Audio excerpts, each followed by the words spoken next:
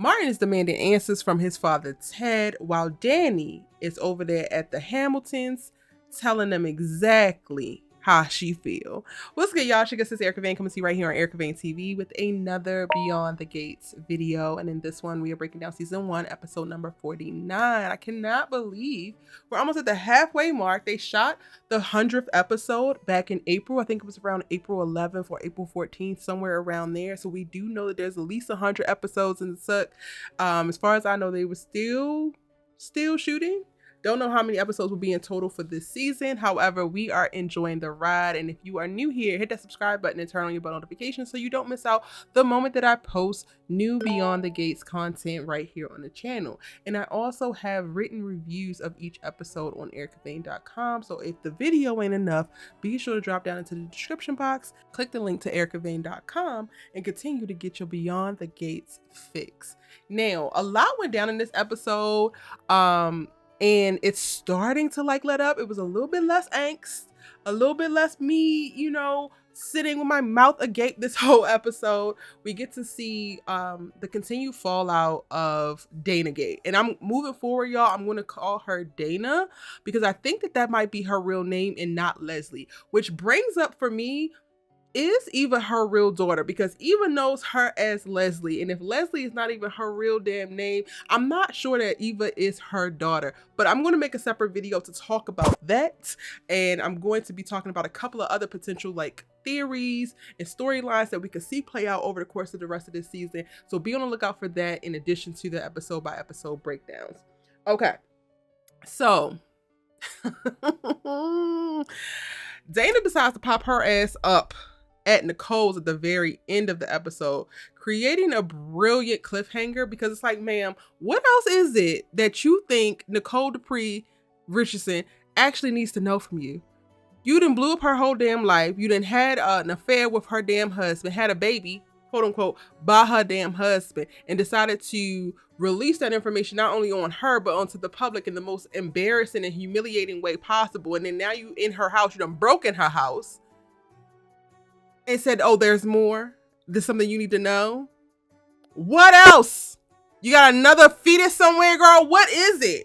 At this point, I want her to go and recoup, even boxers, right? When they go head up with one another, each round you go back to your corners so people can catch a break, so people can take some rest. Nicole need to be able to regroup, get on her footing so that when you come next time, she can go mink, mink, mink and hit your ass with something. First and foremost needs to be a damn restraining order, but I digress. All of that is going to be things that we see play out in next week's episode, because aside from telling her to get out before she says, oh, it's something I got to tell you, it really just kind of ends there. And that's pretty much all we get to see with the Dana character in this episode. Now, who we got to see more of that I wasn't really expecting, but I'm not necessarily mad about it, is the Hamiltons, because Dani made a point of bringing her behind over to Bill's house to tell him exactly how trashy and trifling his ass is for assisting Ted with this particular matter. And so much starts to come out, and I'm like, yo, they are really doing a good job of setting up what is going to be the big ass Martin secret. Not only does Bill wind up calling Smitty over to his house to try to, without telling him, tell him Martin needs to remember who his friends are and who knows where the damn bodies is buried, basically. But while he's discussing or going back and forth with Dani, because Dani is, yes, telling him he's raggedy, telling him he's trash, telling him he's selfish, all of which is actually the damn truth, Bill. You ain't necessarily the worst, but nigga, you're not an angel. Let's not do too much. You start to relish a little bit too much, and the old Ted is a philandering cheat. I'm not the only terrible former Dupree man. Ted, the perfect doctor, is not who y'all thought he was, and I actually knew this all along. So you still raggedy, sir. You still raggedy. I love watching Dani and Bill go back and forth because they have such ridiculous chemistry.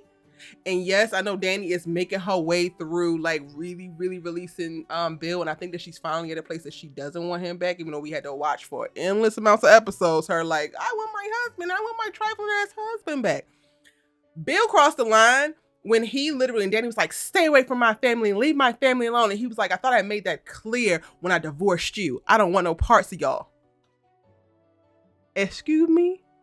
And then later on in the episode, you call Smitty over and Smitty actually comes. Bill, please. I don't know what game he running, because also on the back end, y'all haven't talked about this in a few breakdowns, but this has also been a storyline has been carrying along, is that Bill and Haley are actually trying for a baby. I'm like, why? Why? Do you want to just saddle her with a kid, turn her into baby mama? Is that going to make you leave her quicker? Because you know what? No, see, I want no innocent child hurt.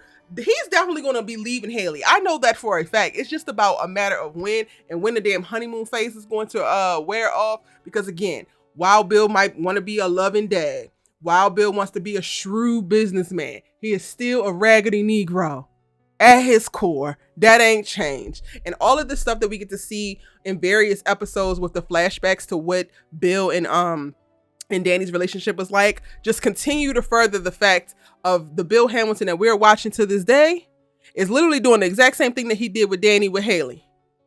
And I ain't buying it. But I don't know if I believe that Dani needed to go over there. So like, also it's like, Erica, is she really over him if she needed to go over there and cuss his ass out? I mean, she is standing 10 toes down. She done laid Eva's ass out and put her out of Nicole's house. And then right when she left there, she went over to Bill's house to let him know because he's actually a part of it. So I guess maybe it's not about her feelings to him. I just like watching them in a scene together. And then she told Haley to get her little child ass one out of her own great brilliance. Anyway, at the top of this episode, we start off with Naomi and Jacob has June at Orphe Jeans. And I know that you are taking on this client, but if June don't want to take her ass to the hotel, if she don't want help, that's not right. You can't say don't help her. It's just way too many other things going on for us to be running around here chasing your bald-headed ass in the streets. Girl, they done found you a hotel room in a really nice hotel, because the one that Ted is staying at looks very nice to me, and you want to keep running back to the underpass while you got a pending case in your head and you got an attorney and the damn cop, the prosecuting cop, trying to have your back and get you out of it and get you into a better circumstance. I'm gonna need them to be a little bit quicker with the uptake and tell me what this lady backstory is, because she's pissing me off. Okay? She's pissing me off. Now, I understand that there'll be real ties to certain things and people want what they want and they want what they have had and they don't want to hand out. I totally get all of that. But the way that so many other things is going on right now, June, I can't. I'm overstimulated, Miss Mamas. Take the help or don't. Get your ass off the streets or go back to the streets. Regardless, the Dupree's whole life and family is about to implode. The third nuclear bomb is incoming, as in Martin. And I don't have time for Naomi to be distracted. And I also don't have time for y'all to be putting Naomi in this wig. The hair looks cute. I'm not going to take that away from her. But Miss Girl is supposed to be the natural girly. Why do we have her trying to... What is this? What is this inside of nowhere? That's just my take on it. Don't get me wrong. I can't really talk. But Naomi was supposed to be the natural girl, giving all types of kinky style. And if you need some damn inspo, y'all need to be watching Insecure, because Naomi should be giving Issa on the head top. Please and thank you. And before I finish talking about Naomi in this episode, we also get to see the fireman and his Wonder Bread girlfriend show up and affirm that Naomi and Jacob are the perfect couple. And, oh, they're the best. And we wish that we were y'all. And y'all, them people are just so uninteresting. Why do they keep putting them on our screen? Why do y'all keep... Okay, moving on. That's all I got to say about them. Really and truly. Now, Martin, I'm going to start doubling down on each one of these damn breakdowns, because the more that you talk to Smitty crazy, the crazier I'm going to get with your ass. And then on top of that, you have the nerve to be digging your damn heels in about your dad being a lie and a cheat. And I know that there's a certain thing that's going on there in reference to your childhood and figuring like all of those things were a lie, being complicit and him cheating on your mama, but you not necessarily knowing and having and being able to place the face now and like, oh man, I was a part of this even though I wasn't a part of this. I ain't consented to this. Cool. But you quite literally have your own big ass secret that you and your grandparents are hiding from not only your husband, but your mama and your daddy. So again, pot, meat, cattle. You might not have cheated on Smitty, but what is hiding in your damn closet is going to stop you from being president. So I would shut the hell up, honestly, sir. I would go ahead and be quiet. I would be mad at my daddy on mute. Because you run around here laying Smitty out down at the damn lounge. You running down on your daddy in the damn hotel room wanting answers, and you can't tell him you love him back. All the while, in about 2 to 5 business days, your secret gonna come out the closet. You gonna be running around here, him and Harlan, looking for everybody else to forgive your ass. Meanwhile, you want to sit on your ass at the top of the heap and not offer up no forgiveness for your father. Not to say that I think that he deserves something, because he don't. But again, I think y'all, like, the more I watch this, which every new episode I watch this, it's the actor for me. It is the actor. I don't think that it's the Ted character on the page. It is the actor. He is, I'm confirming now, he is one note. Everything is delivered with way too much confidence. I don't see no vulnerability. I don't see no chinks in the armor. I don't see him being broken by the potential of losing his wife. Like, he just speaks so unfazed. Meanwhile, we got Eva sulking her ass all around beyond the gates. She up in the damn lounge taking a lashing from Tomas, which Tomas not too much on you because you work for Bill Hamilton, and I'll come back to you. But she can literally own up to it and like, I shouldn't have done that. I'm wrong. I tried to do this, but it didn't work. And you can literally see it. Her grief, her regret, her apology is palpable on her person. You walking around here, Ted, with your hands still. Yeah, I'm sorry. Yeah, I want my wife back. I don't know what I'm going to be able to do to get my wife back. Man, my wife just need to take me back because I've loved her. She's my world. She's my universe. I'm going to need Babyface. I'm going to need Belle Biv DeVoe. I'm going to need somebody, the original OGs in R&B, to get on the line with Ted, because his ass don't look sorry enough for me. He don't look affected enough for me. Meanwhile, Andre down at the hospital, down at the hotel, I got your back, Unc. Rushing to go forgive that man by proxy and then want to go advocate on his behalf to your damn auntie where you let it slip that you damn knew is wild work, Andre. I would go ahead and tell you to mind your business. Get your ass back to work on that damn documentary, because no, you ain't helping. Yes, your uncle might need some more support, but he needs to go to Jesus, baby. He needs to go to Jesus. He needs to go search deep down in his soul before he's looking for everybody else to accept his apology for the secret that he carried for over 20 years that involved the whole ass child. Please. Now back to Eva and Tomas. I don't like the Tomas character. And I'm also, in this episode, y'all, I started to realize I think that I don't like the Tomas character for the same reasons that I'm not liking the Ted character. The actor who was playing Tomas is one note as well. Everything that he says sound the same. Everything that he delivers is like, here. And we just don't talk like that. Even over the course of, and yes, not everybody is as animated as others, right? So I'm not saying that everybody has to be animated, but like, while you're watching this video, you can actually see me, and like the things that I feel the most passionate about, the things that I really want to land, they have an inflection to it. Sometimes my voice freezes, sometimes it deepens. There's just different cadences in reference to how you deliver your words. And there are certain actors on this show who don't actually do that. So it feels like you're watching a robot at certain times. And Tomas gives robot. Smug ass, think I'm fine ass, wanna be well-to-do ass robot. And sir, you're not that interesting on a page. You're not. You're cute. And maybe that's to Cat, because baby, you're not cute to me, and that's no shade. That's 100% no shade.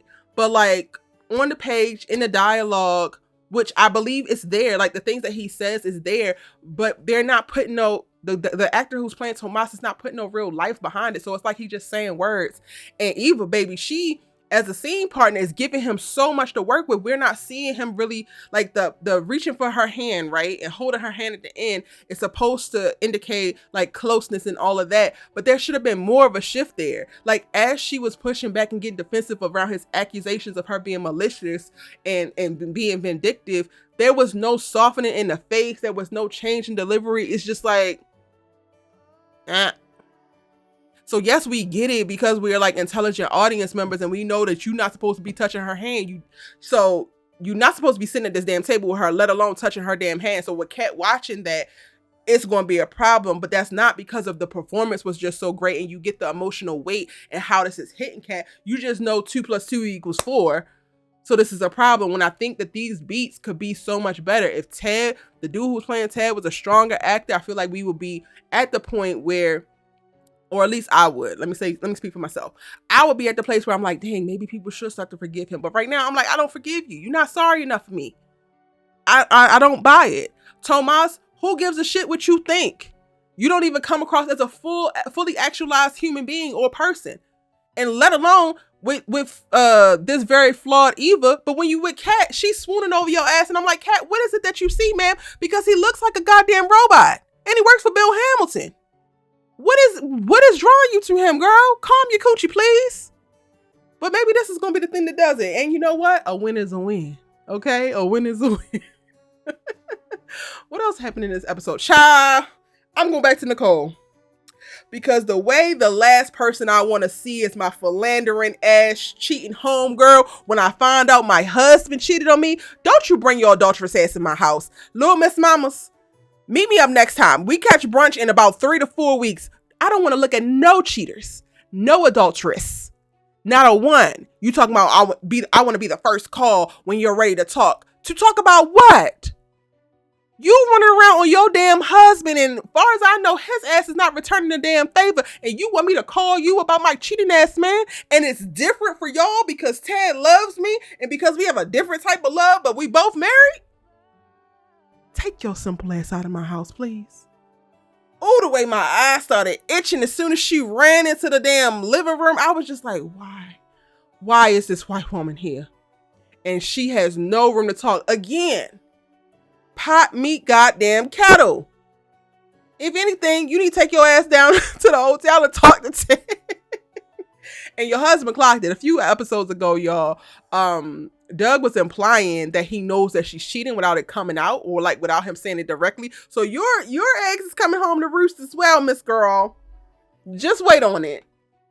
Now, we also get a little bit of Vernon and Anita in this episode, and Dani's like, I want to go talk to Bill, and they are basically giving the staring looks like, oh, stuff about to hit the fan, because Dani not about to let it go. And also, she's starting to ask the right questions of like, how many more secrets are there? How many? There might be more than one. We only know about the one, but there might be more than one, and y'all, this is kind of where they kind of leave it for us. I cannot wait until next week. I think we're getting all new episodes next week, so every single day. This past week, it was intermittent because of sports activities and all of that kind of stuff. But I'm going to keep y'all posted. I'm also post on my community tab additional updates about the schedule for Beyond the Gates, because I'm now getting emails from CBS to let me know what's coming in the coming weeks for the show. So when I know about certain things, I'm going to let you guys know. Again, subscribe. I'm your good sis you love to talk TV with. I so love breaking down this episode and letting y'all know my thoughts. And I'm going into the comment section so I can see yours. So tell me what you think. See you in the next one.